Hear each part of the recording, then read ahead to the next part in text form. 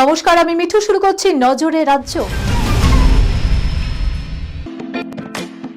Lake view হাসপাতাল, সময় অসময় সব সময় আমাদের পরিষেবা modular OT, paediatric surgery, plastic surgery, general surgery, neuro surgery, urology, gastroenterology, gynaecology, orthopaedic, ENT, chest সমস্ত অভিজ্ঞ চিকিৎসকদের দ্বারা চিকিৎসা করা হয়।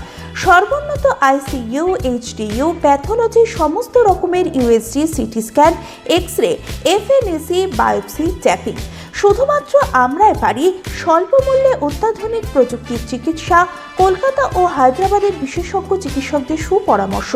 নিজস্ব ফার্মাসিতে 20% ছাড়ে ওষুধ। প্রতি রবিবার প্রসূতি মায়েদের বিনামূল্যে ইউএসজি পরিষেবা। ঠিকানা লেক ভিউ হাসপাতাল, লালদিঘি মোহনা বাসস্ট্যান্ডের পিছনে, বহরমপুর, মুর্শিদাবাদ।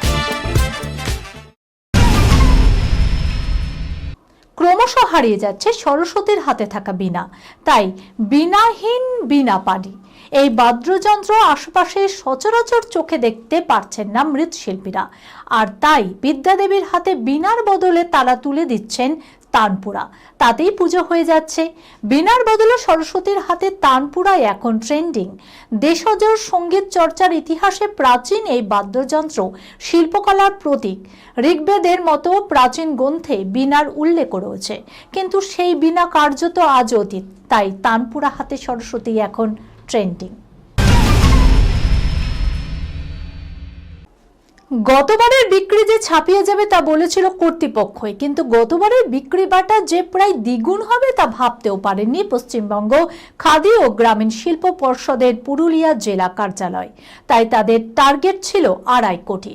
কিন্তু মঙ্গলবার পুরুলিয়ার খাদি মেলার শেষ বিক্রি বাটা ঠেকল প্রায় 3 কোটি 30 লক্ষে। একেবারে রেকর্ড সেল। গতবার বিক্রি হয়েছিল 1 কোটি 87 লক্ষ টাকা। সিল্ক, বাঁশের শিল্পকলা, কাঁথা স্টিচ, পিঠে পুলি ছাড়াও ডোকরার সরস্বতী পেন্ডেন্ট, হার, দেদার বিক্রি হচ্ছে। পুজোর প্রাক্কালে একেবারে ট্রেন্ডিং। 23শে জানুয়ারি জি5 ওয়েব প্ল্যাটফর্মে মুক্তি পাচ্ছে ওয়েব সিরিজ কালীপটকা। সেই সিরিজ বলবে 4 নারীর গল্প। দেওয়ালে পিঠ থেকে যাওয়া প্রান্তিক মানবীদের সংলাপে যাদের স্পষ্ট ঘোষণা, কেউ আমাদের ভাতে মারলে আমরা তাদের হাতে মারে।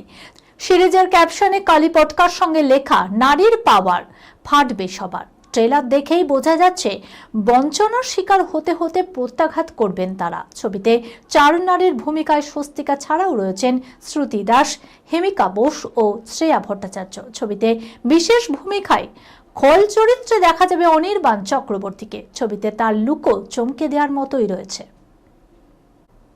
এই খবরের সঙ্গে শেষ করলাম আজকে নজরের রাজ্য। আপনারা দেখছেন টিভি 24 বাংলা, সংবাদ বিনোদন সারাদিন সারাক্ষণ।